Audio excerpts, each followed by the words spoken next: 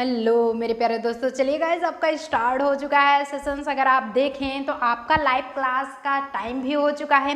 फटाफट से 1 मिनट का टाइम दिया जाता है कि सभी के सभी फ्रेंड्स आ करके इस सेशन से जुड़ जाएंगे, जिससे कि इस गेस्ट पेपर से आपके एक भी क्वेश्चन ना छूटने पाए। और हम चाहते हैं कि हर एक क्वेश्चन आपके लिए एक बेहतरीन साबित हो, और बिल्कुल वैसे ही स्टेप लेकर के आया गया है यहाँ पे।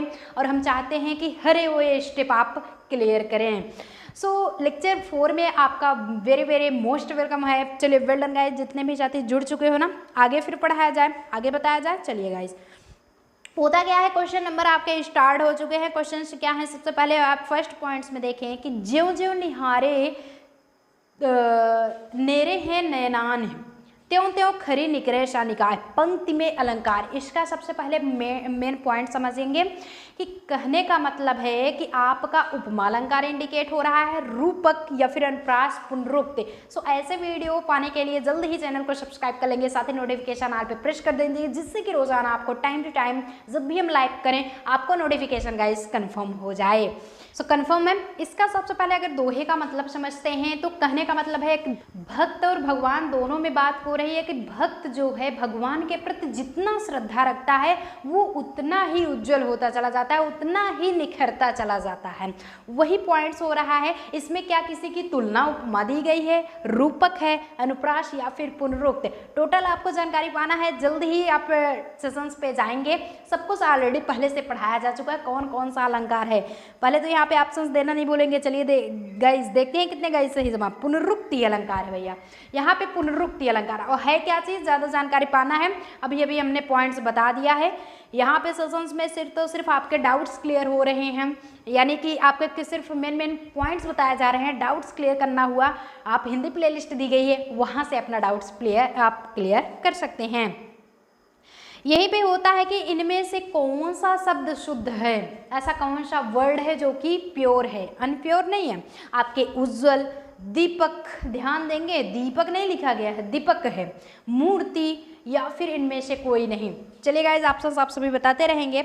आपका 2 क्वेश्चन स्टार्ट हो चुका है जी। बिल्कुल जितने भी साथी ऑप्शन नंबर डी बता रहे हैं वो सभी साथी करेक्ट हो जाएंगे। इनमें से कौन सा शब्द शुद्ध है, इनमें से कोई भी नहीं शुद्ध है।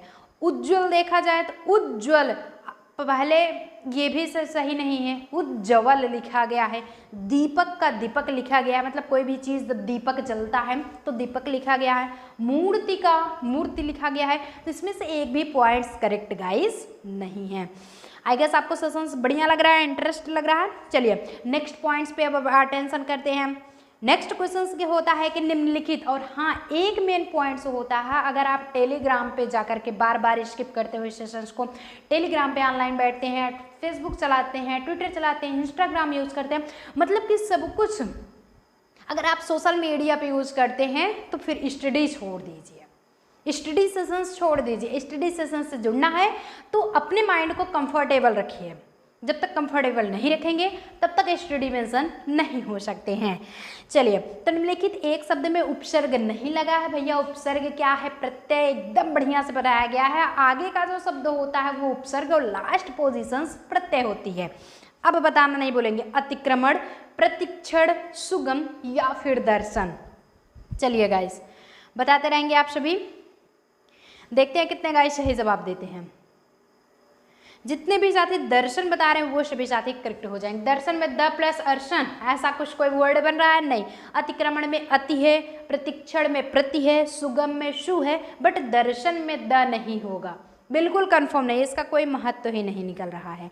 अब यहीं पे नेक्स्ट पॉइंट्स हो जाता है, थोड़ा सा ये ब्लर हो गया है क्वेश्चन, बट डोंट माइंड, आप समझने की गाइस कोशिश करेंगे आप लोग कि दृश्य काव्य के अंतर्गत, यानी कि देखने वाला जो काव्य, काव्य तो ऑलरेडी गाया जाता है जो पोएट्री कहलाती है, लेकिन क्या नाटक और प्रहसन है, नाटक और कहानी, नाटक और व्यंग, नाटक सब में है, पोएट्री सब में है, प्रहसन और कहानी भैया चौथे पॉइंट्स चेंज हो गए। ले अब हम चेंज हो जाते हैं। चलिए देखते हैं कितने गाइस सही जवाब देते हैं। फटाफट से आंसर आप लोग करते रहेंगे जी। बिल्कुल जितने भी साथी ऑप्शन नंबर ए बता रहे हैं वो सभी साथी करेक्ट हो जाएंगे। ऑप्शन नंबर ए बताने वाले सभी के सभी साथी करेक्ट हो जाएंगे। अब यहीं पे नेक्स्ट क्वेश्चन गाइस होता है कि ये जो इन्वर्टेड कामा की तरह चिन्ह बनाया गया है, अगर आप ध्यान दें, ये चिन्ह ही तो है, मार्क्स ही तो है और कुछ नहीं है। जो चिन्ह है कैसा चिन्ह है? लाघव चिन्ह है, पुनरुक्ति बोधक चिन्ह है, आदेश चिन्ह है या फिर हंस पद है। जी बिल्कुल, आंसर करते रहेंगे आप सभी। आपका 5 क्वेश्चन जी बिल्कुल। अरे वाह, लाइव चैट हो रहा है, बिल्कुल लाइव चैट करते रहेंगे। जितने भी साथी ऑप्शन नंबर है यानी कि लाघव शब्द बता रहे हैं वो सभी साथी करेक्ट हो जाएंगे। लाघव चिन्ह इज द करेक्ट आंसर।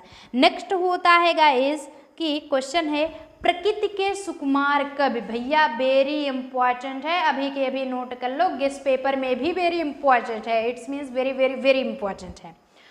किसका लिखा हुआ है ये तो पूछ नहीं रहा है। ये कवि कहे जाते हैं कौन? प्रकृति के सुकुमार कवि। क्या सूर्यकांत त्रिपाठी निराला जी को ये पद मिला है, जयशंकर प्रसाद जी को, सुमित्रा नंदन पंत को या फिर कबीर जी को? ऑप्शंस में गलत नहीं बताएंगे, ये पॉइंट्स तो बिल्कुल गलत नहीं होने चाहिए। चलिए, जितने भी साथी सुमित्रा नंदन पंत बता रहे हैं वो सभी साथी करेक्ट होंगे। सुमित्रा नंदन पंत भैया is the correct answer. Sumitra Nandan Pant is the correct answer. यहीं पे नेक्स्ट क्वेश्चन गाइज होता है आपका, नेक्स्ट क्वेश्चन में मेंशन हो रहे हैं स्वाभिमान और स्वाधीनता का प्रतीक है चूहा, श्वान, कबूतर या फिर सिंह। चलिए गाइस, 7 क्वेश्चंस आप सभी आंसर करते रहेंगे। बिल्कुल, जितने भी साथी ऑप्शन नंबर डी बता रहे हैं वो सभी के सभी साथी करेक्ट होंगे। सिंह, सिंह जो है वो स्वाभिमान और स्वाधीनता, स्वाधीनता मतलब खुद के अधीन है, परतंत्रता, जो परतंत्र है वो दूसरे के अधीन है, बट डिपेंड है। तो शेर क्या होता है? डिपेंड ही तो होता है, वही है कंफर्म। चलिए, नेक्स्ट पॉइंट्स आपके लिए बताया गया है। नेक्स्ट क्या है? अली शब्द के 2 अर्थ हैं, ध्यान देंगे। अली है, अली नहीं है, भौरा या फिर सखी, जल या पानी, घाट या फिर घर, मतलब घाट और घर, पिता और भाई। चलिए गाइस, 4 ऑप्शंस दिए गए हैं। क्वेश्चन नंबर 8 आपके स्टार्ट हो चुके हैं और आप ऑप्शंस करते रहेंगे। जितने भी साथी भौरा और सखी बता रहे हैं वो सभी साथी करेक्ट होंगे, क्योंकि अली मतलब भौरा भी होता है और सखी भी होता है। ये आपके 2 अर्थ होते हैं अली के और ये आपको मेंशन होने चाहिए। नेक्स्ट यहीं पे गाइज आपके लिए होता है वह बहुत बोलती है। ये क्वेश्चंस आपके मेंशन हो रहे हैं बोर्ड पर। वाक्य में क्रिया विशेषण करें। क्रिया विशेषण क्या? क्रिया आपके वर्ब होते हैं, विशेषण आपका एडजेक्टिव होता है, बट यहाँ पे जो क्रिया विशेषण है ये क्या है? ये आपका एडवर्ब है। और एडवर्ब इंडिकेट क्या करता है? वह, बोलती, बहुत है। इन चारों में से आपको ढूंढना है। चलिए गाइस, देखते हैं कितने गाइस सही जवाब देते हैं। फटाफट से आंसर करते रहेंगे। जितने भी साथी बहुत बता रहे हैं वो सभी साथी करेक्ट हो जाएंगे, क्योंकि बहुत जो है ये क्रिया विशेषण को इंडिकेट करता है, इसलिए बहुत जो होगा वो क्रिया विशेषण होगा। यहीं पे नेक्स्ट क्वेश्चन आपके होते हैं कि उज्ज्वल पद में संधि है। एक बार उज्ज्वल आया था ना, तो उज्ज्वल लिखा गया था, मतलब कि उज्ज्वल मतलब क्या होता है? प्रकाशमान। तो दीर्घ है, गुण है, व्यंजन या फिर विसर्ग है। एक पद है टाइप्स का उज्ज्वल, जो कि संधि इसमें पूछा गया कुछ में से कौन सा संधि है। चलिए गाइस, 10 क्वेश्चन आप आंसर करते रहेंगे जी बिल्कुल। जितने भी साथी ऑप्शन नंबर सी यानी कि व्यंजन बता रहे हैं वो सभी साथी करेक्ट हो जाएंगे। व्यंजन इज द करेक्ट आंसर। एक सेकंड, यहीं पे नेक्स्ट आपके क्वेश्चंस 11 होते हैं, जो कि 11 पे अगर करें कि बहुत ही इम्पॉर्टेंट और बहुत ही फेमस क्वेश्चन, बहुत ही फेमस क्वेश्चन है। छायावादी के युग के प्रवर्तक कौन हैं? छोटे से थे तभी से पढ़ते आ रहे हो। छायावादी युग के प्रवर्तक कौन हैं? जयशंकर प्रसाद जी है, सुमित्रा नंदन पंत, श्रीधर पाठक या फिर रामचंद्र शुक्ल जी। क्वेश्चन नंबर 11, जितने भी साथी जयशंकर प्रसाद बता रहे हैं, मेन आपके जयशंकर प्रसाद ही हैं। 4 तो हैं, सुमित्रा नंदन पंत, जयशंकर प्रसाद, महादेवी वर्मा, सूर्यकांत त्रिपाठी निराला जी। ये छायावादी युग के लेखक हैं 4, लेकिन जब वहाँ पे प्रवर्तक की बात आ जाए तो वहाँ पे प्रचार प्रसार करने वाले, सबसे ज़्यादा मेन उस पर फोकस डालने वाले ये कौन थे? ये जयशंकर प्रसाद जी थे। इतना ध्यान रखेंगे आप सभी। Jaishankar Prasad is the main important. Confirm हुआ? नेक्स्ट क्वेश्चन से यहाँ पे गाइज होता है कि पावक शब्द उदाहरण है। पावक मतलब क्या होता है? अग्नि होती है, लेकिन वो दीर्घ स्वर संधि का है या फिर गुण स्वर संधि या फिर वृद्धि या फिर अयादि। कौन से स्वर संधि? मतलब कि स्वर जो होता है, देखिए संधि 3 होता है, स्वर, व्यंजन, विसर्ग, और स्वर जो होता है वो 5 होता है। दीर्घ, गुण, आपके वृद्धि, अयादि, एक और करके यड़, 5 संधि होते हैं, 4 जो कि ऑप्शंस में आपके दिए ही जा चुके हैं। तो पावक शब्द कौन सा है भैया, आंसर करते रहेंगे आप सभी। जितने भी साथी ऑप्शन नंबर डी यानी कि अयाद बता रहे हैं वो सभी साथी करेक्ट होंगे। और अयाद क्या होता है, डिस्क्रिप्शन बॉक्स में तुरंत जाइए, हिंदी प्लेलिस्ट में आपको लिंक मिल जाएगा, वहाँ पे संधि विच्छेद का, संधि विच्छेद में स्टेप बाय स्टेप आपको अयाद संधि भी पढ़ाया गया है, जाकर के नोट कर लीजिए, अपना डाउट्स क्लियर कर लीजिए। नेक्स्ट क्या होता है क्वेश्चंस, नेक्स्ट है कि सामान्यतः काव्य के कुल कितने भेद बताए गए हैं। काव्य मतलब पोएट्री के कुल कितने पार्ट्स हैं, 1 हैं, 2 हैं, 3 हैं या फिर 4 हैं, कितने हैं गाइस। क्वेश्चन नंबर 13 आंसर करते रहेंगे आप सभी। जितने भी साथी ऑप्शन नंबर 2 यानी कि 2 बता रहे हैं वो सभी साथी करेक्ट हो जाएंगे। बी में 2, सेकंड में 2, क्या बात है, बहुत बढ़िया मेंशन हो रहे हैं ना। चलिए 2 क्वेश्चंस और आपके लिए बचे हैं, और पढ़ के तुरंत के तुरंत नेक्स्ट क्लास में आ जाइए 5 PM पे, आना ना भूलिए, गेस्ट पेपर वहाँ भी स्टार्ट है, समझ रहे हो। सो प्रसारण का विलोम शब्द है, तो जितने भी गाइस जुड़े हुए लास्ट एंड तक सभी का नाम पॉइंट लास्ट में इंडिकेट किया जाता है टेलीग्राम पे, और टेलीग्राम पे आप जाकर के अपना नाम अपनी लिस्ट में देख लेंगे। Today's present students well done हम सब के साथ मिलता है, तो उस पोजीशंस के गर्व ही अलग होते हैं।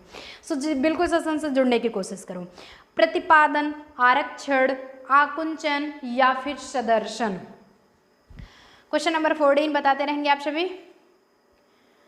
जितने भी साथी ऑप्शन नंबर सी यानी कि आकुंचन बता रहे हैं वो सभी साथी करेक्ट होंगे। प्रसारण का जो विलोम होता है ना वो आकुंचन होता है। क्या प्रसारण मतलब होता है फैलाव, बट आकुंचन मतलब उस किसी भी चीज को सिमेटना, तो जस्ट उसका विलोम होगा कि नहीं विलोम होगा।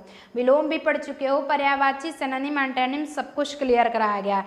कुछ बचा थोड़ी क्या हुआ है, कुछ नहीं बचा है, सिर्फ पढ़ना बचा है। आप लोग पढ़ाई कीजिए, रिवाइज क्लास चल रहा है, हम गेस्ट पेपर स्टार्ट है, मॉडल पेपर बताया जा रहे हैं, सब कुछ तो यार बताया जा रहे हैं। आप ज़्यादा से ज़्यादा फोकस कीजिए पढ़ने पे। होता है लोक संस्कृति का जन्म हुआ शहरों में, कस्बों में, गाँव में या फिर विद्यालयों में। कहाँ पे हुआ लोक संस्कृति, ध्यान देंगे संस्कृति जो होती है ये कल्चर से रिलेटेड है। कल्चर मतलब होता है संस्कृति, आपकी सभ्यता, बट यहाँ पे अगर संस्कृत आ जाता है मंडली, संस्कृत नहीं होता है तो ये आ जाता है लैंग्वेज से। ये हुआ लैंग्वेज मतलब भाषा। अब कंफर्म हुआ। चलिए गाइस लास्ट क्वेश्चन है, बिल्कुल बताते रहेंगे। जितने भी साथी गाँव में बता रहे हैं वो सभी के सभी साथी करेक्ट हो जाएंगे। लिस्ट में आपका नाम जस्ट टेलीग्राम पे मिलने वाला है, वहाँ जाकर के अपना सर्च कर लीजिए। पहले यहाँ से अलविदा होते हैं। नेक्स्ट क्लास में आपका जो होगा गाइज वो होगा आपके 5 PM पे, ध्यान देंगे 5 PM।